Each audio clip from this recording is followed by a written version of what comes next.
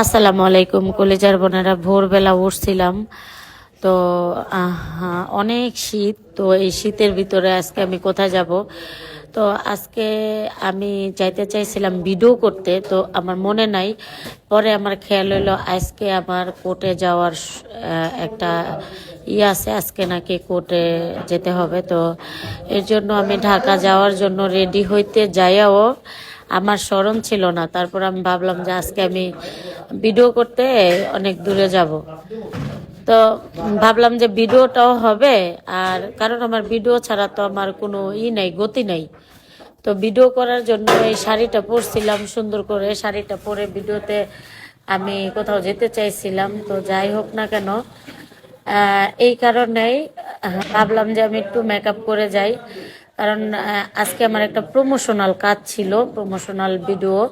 তো যেই আপুর সাথে কাজ ছিল, ওই আপুকে আমি বলছিলাম যে আপু তাহলে ওখানে আসেন, লাগে আপনি আমাকে অর্ধেক পেমেন্ট করেন, যে টাকা দিবেন তার অর্ধেক দিন। তো আপু আসতেও চাইছিল, পরে দিয়ে আপু বলছে যে না আপু, আমি তোমার বাসায় আল্লাহ বাঁচায় রাখলে ইনশাল্লাহ বাসায় যেই কাজ করব। তো এই কারণেই আমি আপুর আর কিছু বলি নাই। যাই হোক না কেন, আমি রেডি হইয়া আমি যখন কোর্টে গেছি তখন আপু এই কথাটা বলছে। তখন কেমন লাগে, আমি বললাম আপু তোমার জন্য আমি মেকআপ নিছি, এত কষ্ট করে মেকআপ নিলাম, আর তুমি বলতেছো আজকে আসবা না।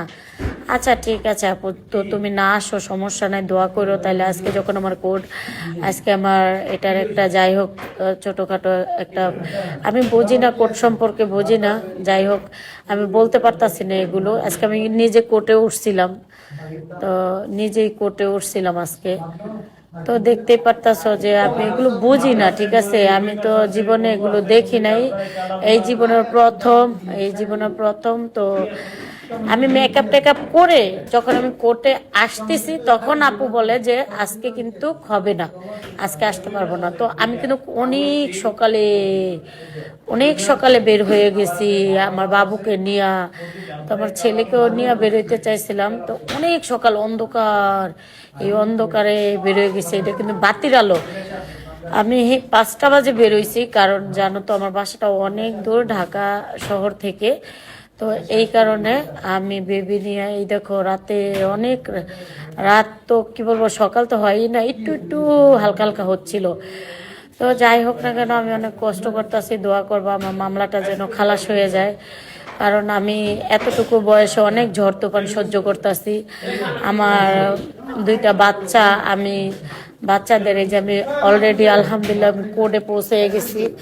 তো আমি রাত্রেও খাই নাই, যখন নাকি ফোন দিছে কোর্টে আসতে হবে তখন আমার মনটা অনেক খারাপ হয়ে গেছে। রাত্রেও খাই নাই, কালকে দুপুরে খাইছিলাম। তো মেয়েটাকেও খাওয়াইতে পারি না, মেয়েটাকে খাওয়াবো কি, হুট করে চলে আসছি, আমাদের রাত্রে জানানো হয়েছে। তো এই যে হুট করে চলে আসছি, এই যে দেখতে পারতেছো মেয়ে আর আমি রুটি খাচ্ছি। যাই হোক না কেন, আমাদের জন্য দোয়া করবা। আমাদের অনেক কষ্ট হচ্ছে, আমাদের এখন যা এত আসা যাওয়া। আমি যেহেতু 8 মাস, দীর্ঘ 8 মাস 9 মাস আমি কিন্তু সোশ্যাল মিডিয়া আইসা কিছুই বলি নেই মামলা সম্পর্কে। তো দোয়া করবা এই মামলাটা যেন আমরা খালাস পেয়ে যাই, আর দেশবাসী সবার কাছে দোয়া চাই এই মামলা থেকে। আমি এত বুঝি না মামলা সম্মত, আমি নিজের নামটা অনেক কষ্ট করে লিখি, যাও একটু সোশ্যাল মিডিয়া অনলাইনে ঘাটাঘাটি করে মেসেজ লিখে টুকটাক একটু লেখা শিখছি, লেখাপড়া একটু শিখছি। কিন্তু যাই হোক না কেন, আমার জন্য দোয়া করবেন, কারণ আমি আসলেই অভাগিনী, আমি পাগল ছাগল মানুষ, অভাগিনী। আমি 2টা বাচ্চা নিয়ে অনেক কষ্ট করে চলি। আমার দিকে একটু আপনারা মুখ ফিলা তাকান। তো সবাইকে রিকোয়েস্ট করব যে আপনারা আমার লেগে দোয়া করেন। আপনাদের দোয়া, আল্লাহর রহমত, সবার আগে আল্লাহর রহমত, আর তারপরে আপনাদের দোয়া। আপনারা দোয়া করেন, আমার দুনিয়ায় কেউ নাই। আপনারা আমার জামাইয়ের কথা কন, আমার জামাই হলো গিয়া একটা প্রতিবন্ধী মানুষের সাথে তুলনা করা যায়, একটা অন্ধ মানুষের সাথে তুলনা করা যায়। আমি কোনো এক সময় বুঝাই দিব যে আমার জামাই এখন একটা কথা কইলে সেকেন্ডের মধ্যে ভুলে যায়। তারে অনেক কষ্ট করে আমার নিয়া খাইয়া চলতে হয়, কিন্তু তারপরে দিও আমি এই অন্ধ স্বামী নিয়ে সুখে আছি। আমার এই সুখের ঘরে কেউ যেন আগুন না লাগায়। আমি দোয়া করি সবার জন্য, সবাই ভালো থাকো। আল্লাহ হাফেজ।